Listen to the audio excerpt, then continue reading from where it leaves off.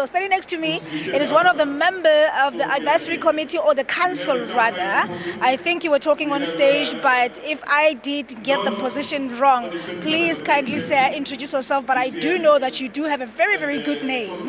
Yes, my name is Goodenough Mashego. I'm from the Oral History Association of Mpumalanga. Wow. So as you were talking on stage, I am looking at you and I was like, this gentleman, he's got so much knowledge.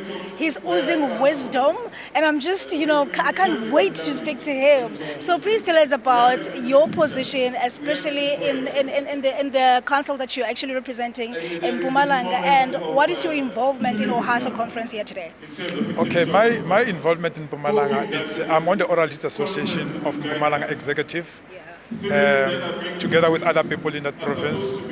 So my role here at the Oral History Association of South Africa, I used to be in the editorial board of the organization. So at this point in time, I'm responsible for fundraising. I'm also for other programs related to the presenters that are going to be here today to look at who's going to be presenting the best paper, best research paper, in presenting in research and everything. So I'm going to be responsible for that with other people to decide at the end of the day who's the one that's supposed to. If there's a award to get, who's going to get that award? Yeah, so they must have chosen you because of your creative mind and the wisdom that you carry, right? No, definitely. No, I cannot contest that point. Yeah. So let's talk about OHASA and what it does. I'm just wondering, in Mpumalanga, where you come from, do you think what OHASA is doing is necessary? It is very necessary because look, right now in South Africa, we talk about a country of 12 languages. But we all know that in the real sense, when you go on the ground, there are more languages. So what OHASA is doing is really to remind us of who we were before the colony, which is not actually before apartheid, before the colony, not after apartheid, because there's always talk of post-apartheid, but we need to look at who were we before the colony. Before the history that we have now, that's written down, history was written. So because we are not a people who believe something is real when it's written, something is real when it's known, when the stories are being transferred. So in Mpumalanga, we've got different communities. We've got Amashangane are not Vatsonga of Limpopo, so they are different people. So it is through oral history that we are able to know. Amashangane, they were the people of Soshangane, they were people of Ngungunyane, they were people of Nzila, they come from KZN. So to say, okay, these ones are Amashangane, now we've got Vatsonga in Limpopo. So that becomes quite important. It's oral history because that's history that's been carried through great-grandfathers to grandfathers to us today, and now it's up to us to maybe move it beyond being oral into writing it down, because the future is digital. We talk about artificial intelligence, so we need to really digitize the knowledge that comes from way back.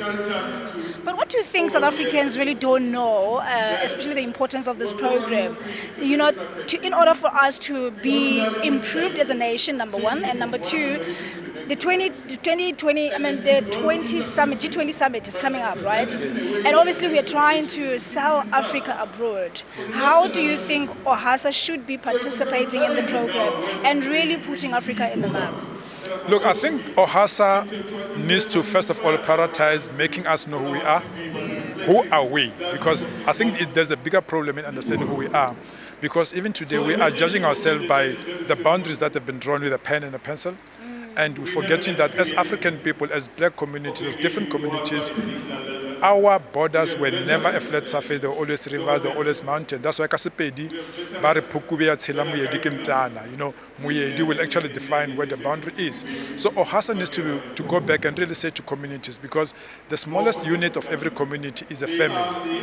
Omangwe, just who are you? Once you are able to find who you are, you'll be surprised that five people down the line, you are actually related to the next person. So once we know our roots, you might find that your great actually was the so-called Zambian now.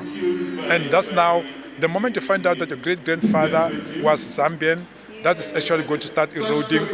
If you have got bad feelings about Zambians, you start feeling, in a way, I am also Zambian. So OHASA must take the responsibility to make sure that we know who we are. Family tree must be the project that everybody does at home. Some people got their grandparents still living. When your grandparents are still living, use the opportunity to find out, get old letters. Old letters written, the pictures, behind the pictures there'll always be those little numbers that are written there. The moment we do that, we become a better society, because this whole xenophobic thing, this thing of blocking people entering clinics because they come from Zambia, they're not going to happen from Zimbabwe, children dying, because that might actually be your cousin. Yeah. If you know yourself, that might be your cousin, yes. Wow, That's a very, very good warning, honestly speaking. I mean, you're sharing very interesting information, and I'm so hoping that South Africans, you are learning. As Africans, we are one family. But thank you so much for talking to us. I look forward to your contribution, and I was hoping to be here maybe for longer, but I know that you're gonna bring that money so that the program can improve. It should. That should happen. Yes. Thank you very much for the invitation. You enjoy the conference, sir. No, same to you. All right.